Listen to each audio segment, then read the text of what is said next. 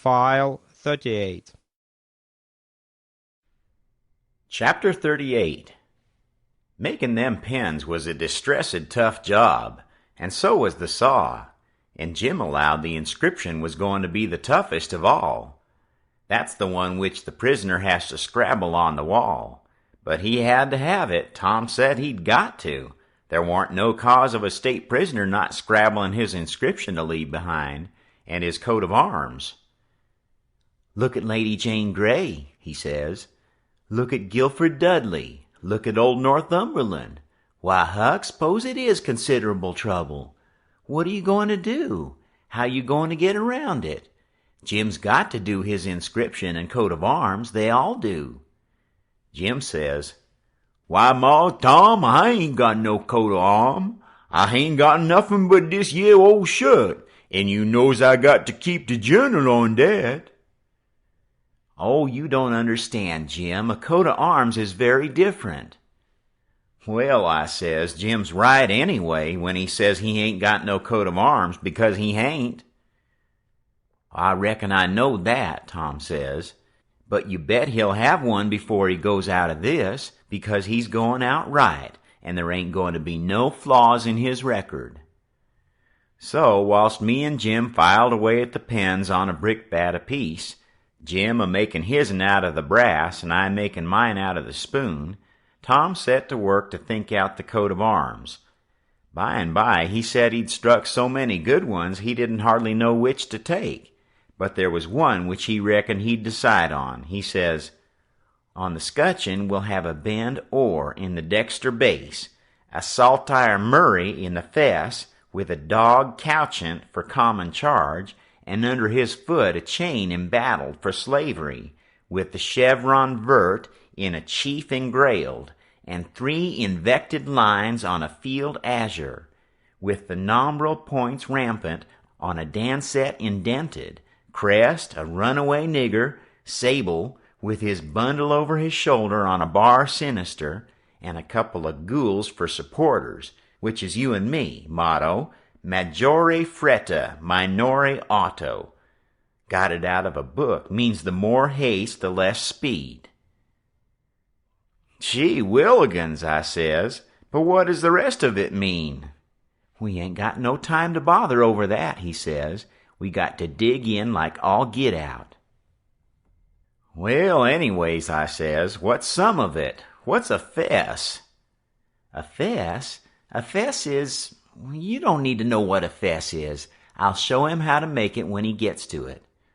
"Shucks, Tom," I says. "I think you might tell a person. What's a bar sinister?" "Oh, I don't know, but he's got to have it. All the nobility does." "That's just his way. If it didn't suit him to explain a thing to you, he wouldn't do it. You might pump at him a week, it wouldn't make no difference." He'd got all that coat of arm business fixed, so now he started in to finish up the rest of that part of the work, which was to plan out a mournful inscription. Said Jim got to have one like they all done. He made up a lot and wrote them out on a paper and read them off so. 1. Here a captive heart busted. 2. Here a poor prisoner forsook by the world and friends fretted his sorrowful life. 3. Here a lonely heart broke and a worn spirit went to its rest after 37 years of solitary captivity. 4. Here, homeless and friendless after 37 years of bitter captivity, perished a noble stranger, natural son of Louis XIV. Tom's voice trembled whilst he was reading them, and he most broke down. When he got done, he couldn't no way make up his mind which one for Jim to scrabble onto the wall. They was all so good. But at last he allowed he would let him scrabble them all on. Jim said it would take him a year to scrabble such a lot of truck onto the logs with a nail, and he didn't know how to make letters besides. But Tom said he would block them out for him, and then he wouldn't have nothing to do but just follow the lines. Then pretty soon he says, "Come to think, the logs ain't a-gonna do. They don't have log walls in a dungeon. We got to dig the inscriptions into a rock. We'll fetch a rock." Jim said the rock was worse than the logs. He said it would take him such a poison long time to dig them into a rock he wouldn't never get out. But Tom said he would let me help him do it. Then he took a look to see how me and Jim was getting along with the pens. It was most pesky tedious, hard work and slow, and didn't give my hands no show to get well of the sores, and we didn't seem to make no headway hardly. So Tom says, "I know how to fix it. We got to have a rock for the coat of arms and mournful inscriptions, and we can kill 2 birds with that same rock. There's a gaudy big grindstone down at the mill, and we'll smouch it and carve the things on it and file out the pens and the saw on it too." It warn't no slouch of an idea, and it warn't no slouch of a grindstone nother, but we allowed we'd tackle it. It warn't quite midnight yet, so we cleared out for the mill, leaving Jim at work. We smouched the grindstone and set out to roll her home, but it was a most nation tough job. Sometimes, do what we couldn't keep her from falling over, and she come mighty near mashing us every time. Tom said she was going to get one of us, sure, before we got through. We got her halfway, and then we was plumb played out, and most drownded with sweat. We see it warn't no use. We got to go and fetch Jim. So he raised up his bed and slid the chain off of the bed leg and wrapped it round and round his neck, and we crawled out through the hole and down there. And Jim and me laid into that grindstone and walked her along like nothing, and Tom superintended. He could out-superintend any boy I ever see. He knowed how to do everything. Our hole was pretty big, but it warn't big enough to get the grindstone through. But Jim, he took the pick and soon made it big enough. Then Tom marked out them things on it with the nail, and set Jim to work on them, with the nail for a chisel and an iron bolt from the rubbage in the lean-to for a hammer, and told him to work till the rest of his candle quit on him, and then he could go to bed and hide the grindstone under his straw tick and sleep on it. Then we helped him fix his chain back on the bed leg, and was ready for bed ourselves. But Tom thought of something and says, "You got any spiders in here, Jim?" "No, sir, thanks to goodness I ain't, Mars Tom." "All right, we'll get you some." "But bless you, honey, I don't want none. I's a-feardin' 'em. I's just soon have rattlesnakes around." Tom thought a minute or two and says, "It's a good idea, and I reckon it's been done. It must have been done, it stands to reason. Yes, it's a prime good idea. Where could you keep it?" "Keep what, Mars Tom?" "Why, a rattlesnake." "To goodness gracious alive, Mars Tom. Why, if they was a rattlesnake to come in here, I'd take and bust right out through that dog wall, I would, with my head." "Why, Jim, you wouldn't be afraid of it after a little. You could tame it." "Tame it?" "Yes, easy enough. Every animal is grateful for kindness and petting, and they wouldn't think of hurting a person that pets them. Any book'll tell you that. You try, that's all I ask. Just try for 2 or 3 days. Why, you can get him so in a little while that he'll love you, and sleep with you, and won't stay away from you a minute, and will let you wrap him round your neck and put his head in your mouth." "Please, Mars Tom, don't talk so. I can't stand it. He'd let me shove his head in my mouth for a favor, ain't it? I lay he'd wait a powerful long time 'fore I asked him. And more'n that, I don't want him to sleep with me."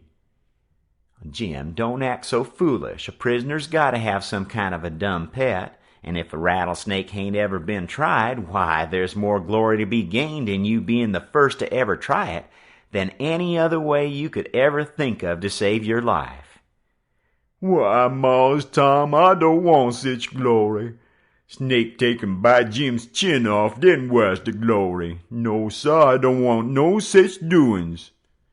"Blame it, can't you try? I only want you to try. You needn't keep it up if it don't work." "But the trouble all done if the snake bite me while I's a-trying him.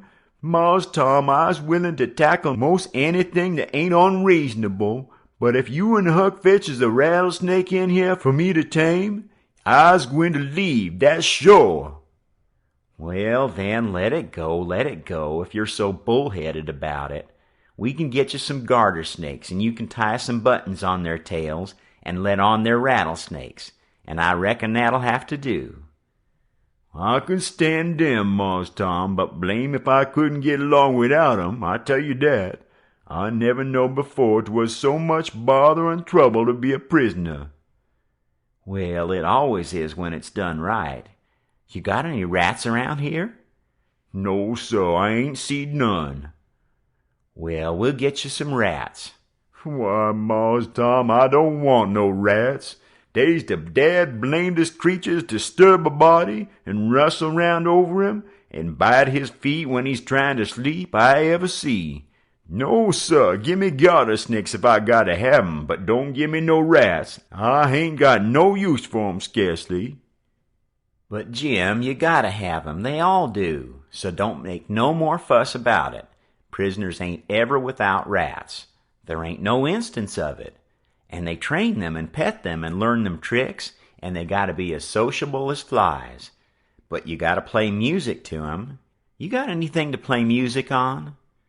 "I ain't got nothing but a coarse comb and a piece of paper and a juice harp. But I reckon they wouldn't take no stock in a juice harp." "Yes, they would. They don't care what kind of music it is. A juice harp's plenty good enough for a rat. All animals like music. In a prison, they dote on it, especially painful music, and you can't get no other kind out of a juice harp. It always interests them. They come out to see what's the matter with you. Yes, you're all right. You're fixed very well. You want to set on your bed nights before you go to sleep and early in the mornings and play your juice harp. Play The Last Link is Broken. That's the thing that'll scoop a rat quicker than anything else. And when you played about 2 minutes, you'll see all the rats and the snakes and spiders and things begin to feel worried about you and come. And they'll just fairly swarm over you and have a noble good time." "Yes, they will, I reckon, Mars Tom. But what kind of time is Jim having? Blessed if I can see the point. But I'll do it if I got to. I reckon I better keep the animals satisfied and not have no trouble in the house." Tom waited to think it over and see if there wasn't something else, and pretty soon he says, "Oh, there's one thing I forgot. Could you raise a flower here, do you reckon?" "Well, I don't know, but maybe I could, Mars Tom. But it's tolerable dark in here, and I ain't got no use for no flower nohow, and she'd be a powerful sight of trouble." "Well, you try it anyway. Some other prisoners has done it." "One of dem big cattail-looking mullein stalks would grow in here, Mars Tom, I reckon, but she wouldn't be worth half the trouble she costs." "Don't you believe it. We'll fetch you a little one, and you plant it in the corner over there and raise it. And don't call it mullein, call it pitchiola. That's its right name when it's in a prison. And you water it with your tears." "Why, I got plenty spring water, Mars Tom." "You don't want spring water. You want to water it with your tears. It's the way they always do." "Why, Mars Tom, I lay I can raise one of dem mullein stalks twice with spring water whilst another man's a-starting one with tears." "That ain't the idea. You gotta do it with tears." "She'll die on my hands, Mars Tom, she surely will, 'cause I don't scarcely ever cry." So Tom was stumped, but he studied it over and then said Jim would have to worry along the best he could with an onion. He promised he would go to the nigger cabins and drop one private in Jim's coffee pot in the morning. Jim said he would just soon have tobacco in his coffee, and found so much fault with it, and with the work and bother of raising the mullein, and juice harping the rats, and petting and flattering up the snakes and spiders and things, on top of all the other work he had to do on pens, and inscriptions and journals and things, which made it more trouble and worry and responsibility to be a prisoner than anything he ever undertook, that Tom most lost all patience with him, and said he was just loading down with more gaudier chances than a prisoner ever had in the world to make a name for himself, and yet he didn't know enough to appreciate them, and they was just about wasted on him. So Jim, he was sorry and said he wouldn't behave so no more, and then me and Tom